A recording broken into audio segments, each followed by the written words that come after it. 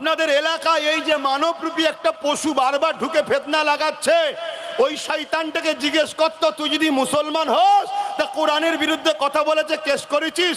সুরাতে মুসলমান, নামে মুসলমান, হাকিকাতে কবে কাফের বেঈমান হয়ে গেছে। আমার কথা কি আপনাদের খারাপ লাগছে নাকি? মুসলমানদের রক্ত পিপাসুই মুসলমানদের এ বেঈমান কোরআনকে যে শেষ হয়ে যায় বলে, ওই বেঈমান মমতার বিরুদ্ধে কিছু বললে এই বেঈমানের বুকে ব্যথা হয়।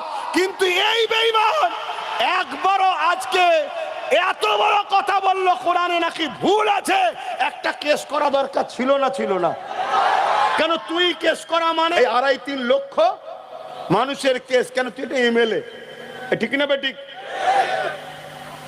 আজকে এতগুলো প্রধান আছে, এতগুলো এমএলএ আছে, শুনছি নাকি 44টা মুসলমান এমএলএ। আমি জানি না 44টা, একটা কেউ কেস করেছে? এতগুলো মন্ত্রী তন্ত্রী ইটা উটা, কি তোমাদের এখানে একজন কোন মৌলানা সাহেব মন্ত্রী এসেছিল, আবার ঘটপুকুরে স্লোগান দিচ্ছিল মৌলানা সাহেব মন্ত্রী, কেস করেছে? কেন করেনি? কেন কেস করেনি? এইটা বিবেককে প্রশ্ন করো, এটা আমার জিজ্ঞেস করার অধিকার আছে না? না, তোরা বলছিস তো মুসলমান, তাহলে তোরাদের কাছে আল্লাহর কোরআনের বিরুদ্ধে মিথ্যাচার করছে, তুই কেস করিসনি, তার মানে এটা প্রমাণ দিচ্ছিস ও ঠিক বলেছে।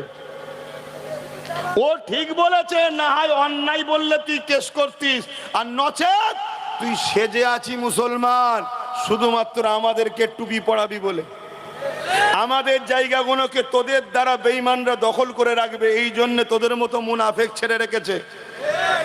আর নচেত তুই কবেই ইসলাম থেকে বেরিয়ে কাফের হয়ে গেছিস, শুনছেন তো নাকি?